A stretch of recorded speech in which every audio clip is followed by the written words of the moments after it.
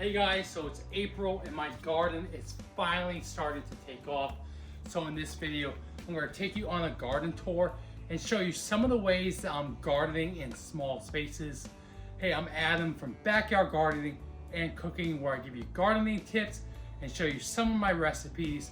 So if you're new here, please consider subscribing, but let's garden on.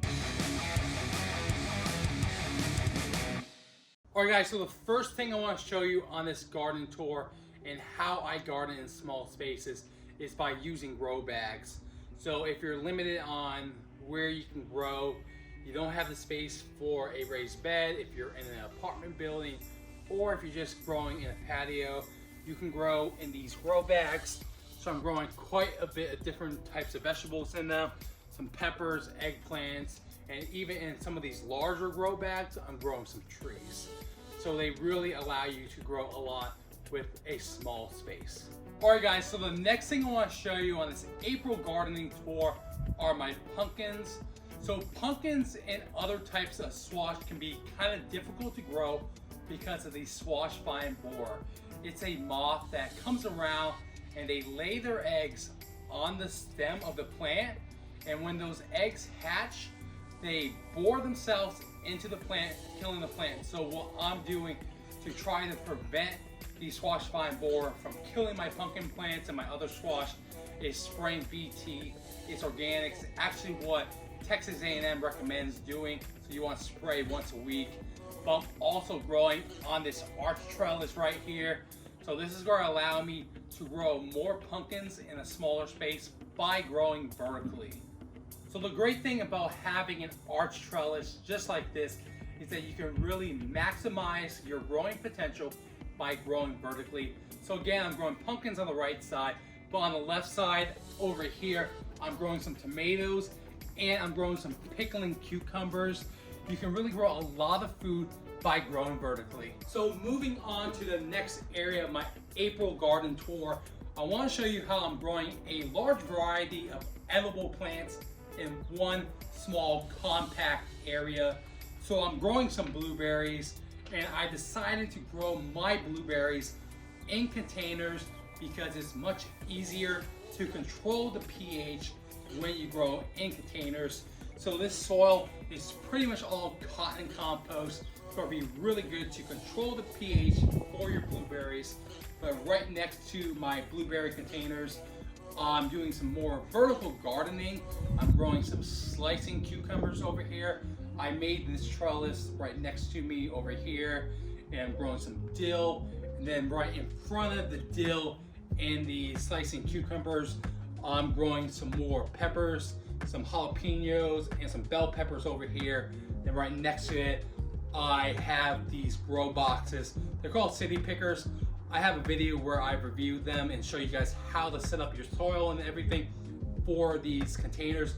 But these grow boxes are really good for if you're living in an apartment or if you have a small space where you're trying to do some gardening. You can grow a couple plants in each container. But yeah, so right here in this small area, I'm growing a lot of vegetables in one small compact area. So the next thing I want to show you guys on this April garden tour is one of my favorite ways to garden in small spaces.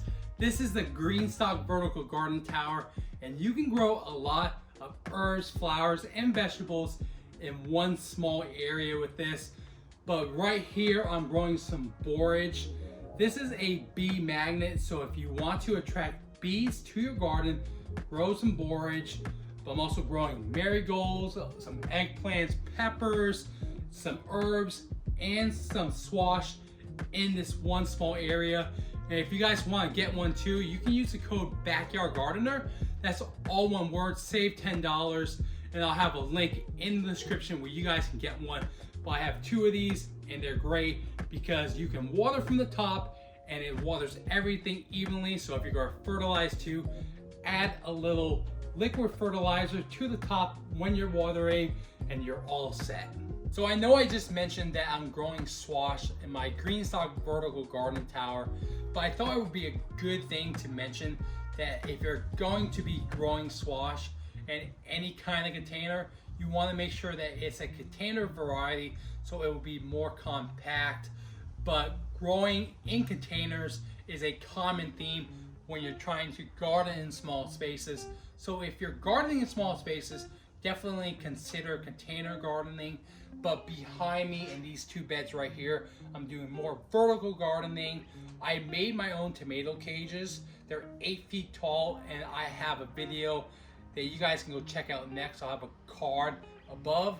But tomatoes can get really big. They can get taller than 8 feet if you're growing indeterminate tomatoes. So go check out that video next. But in this bed, I'm trying to grow a lot of different vegetables and herbs together to have that diversity, to try to attract bees and other pollinators to the garden. And at the same time, hopefully it will confuse some of the pests. There's no university research backing that, but you know, it's a common thought in gardening, so it can't hurt to try to diversify and have many different vegetables and herbs together rather than having a monoculture garden. Try to have a polyculture where you're growing a lot of things in one small area. So the next part of this April garden tour, I want to show you guys how I'm gardening for the butterflies. So there's two things you need when you want to garden for butterflies.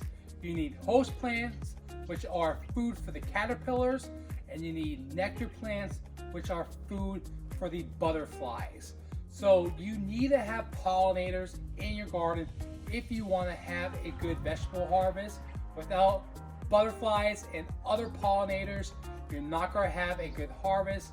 So if you guys want to see a more in-depth video of what plants to grow to attract pollinators, I'll have a card above where you can check out that video. So right here I have some milkweed and lantana growing. So these are the host plants. Some monarch caterpillars came and ate these plants up, but they're starting to come back. And then right next to me over here in this container, I have some verbena, which is a nectar plant for butterflies. And then over here in this container, I have some fire spike and some red salvia that's going to attract some butterflies to my garden. All right guys, so that was my April garden tour where I show you guys how I'm gardening in small spaces. Don't forget to check out some of those other videos that I mentioned earlier in the video. But if you guys found this video helpful in any way, please consider liking the video and subscribing for more gardening and cooking videos. Thanks for watching.